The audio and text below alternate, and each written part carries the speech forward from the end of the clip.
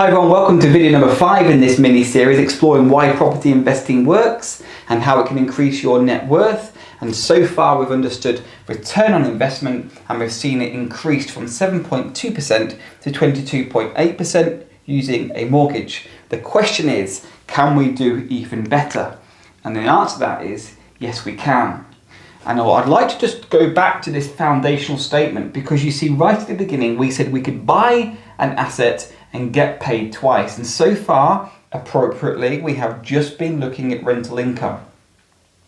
But we mustn't forget that in 5 years we said the house is going to be worth now £120,000, not £100,000.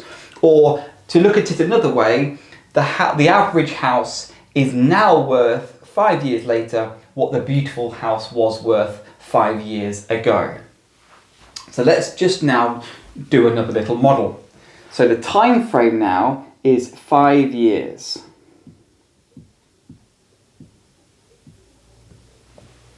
And we've now got a £120,000 house. And I'm having to draw it larger because we've got an increase in value. We've still got our 25k deposit. We've still got our £75,000 loan because it was interest only. We've never repaid it. Our mortgage, but now we've got this 20k uplift. And what we'd like to do is we'd like to say, I would like to benefit from this £20,000 uplift. So this is what we do. We'll go to another bank. We'll go to bank number 2 and we say, hi bank number 2, we own a house that's mortgaged. We bought it 5 years ago for £100,000. It's rented every single month without fail, bringing us £600 per calendar month. We'd now like to refinance with you. Would you be interested in that? Would that be okay? They say, sure. How much is it worth? And we say it's now worth £120,000. And they say, yeah, great. How much of that would you like to borrow? What is your loan to value? And you say, well, I quite like 75% loan to value products, please. That would suit me just fine. So we're going to go for 75% loan to value.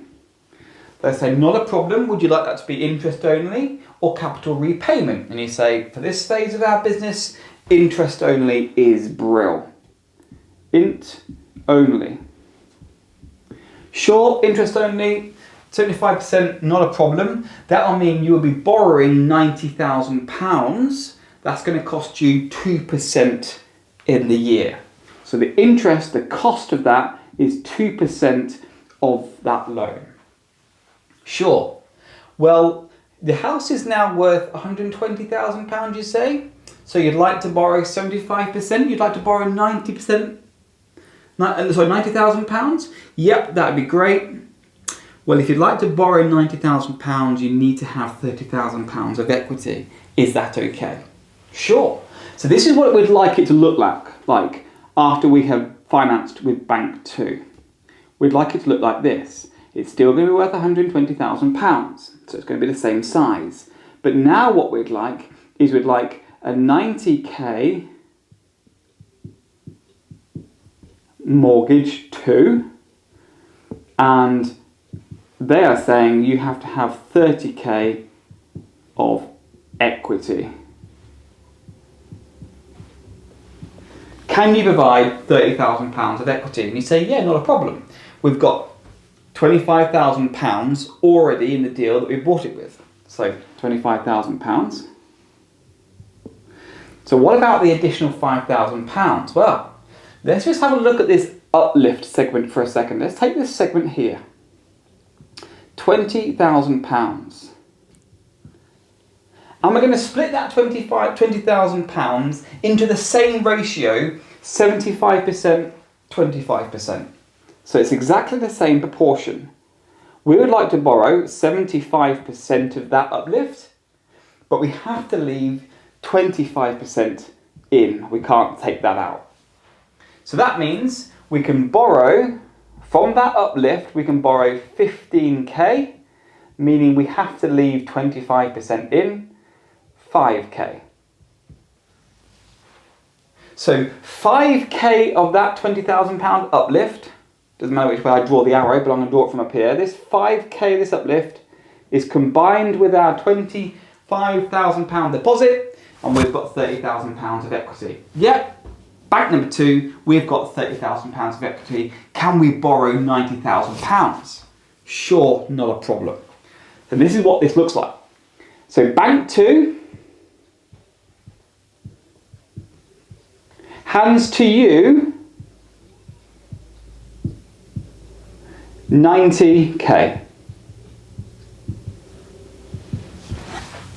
Brilliant, thank you so much. Bank number 1 gives you a call and says, "Hi Josh, I understand you're refinancing. You can't have 2 mortgages on the same house. You owe us £75,000, what you borrowed from your first mortgage." Not a problem.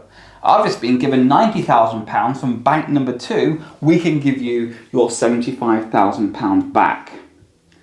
So 75k goes to bank 1.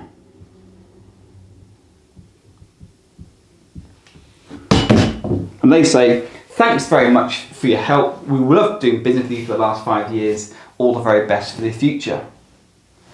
So you've had £90,000.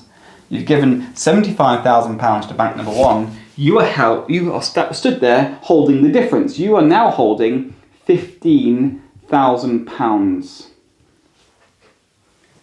Now let's just think about this for a second. You bought a house needing only £25,000 of your own money over here. 5 years later, you've still got the same house, but now you're holding £15,000. Yes, it's a loan, but you are now holding £15,000. So how much of your original £25,000 is still in the house? You put in £25,000 to buy the house. 5 years later, you're now holding £15,000 in the house. Your investment is now no longer £25,000 of your original funds. You have left in £10,000. So what's our return to go on top? And the answer to that is, well, we have to calculate it, because it's no longer still £5,700 because our mortgage has gone larger. Our mortgage is now £90,000. So what's our payment? Well, in a year, we have to pay 2% of that £90,000. So we have to pay every year, we have to pay £1,800 to the bank. So we have to deduct from our top bit, we have to deduct, although we've still got £7,200 in, we have to deduct £1,800. Which means we are now left with £5,400 coming in. That is your return on investment as a fraction. 5,400 divided by the £10,000 you have left in gives you now a staggering 54% return on investment.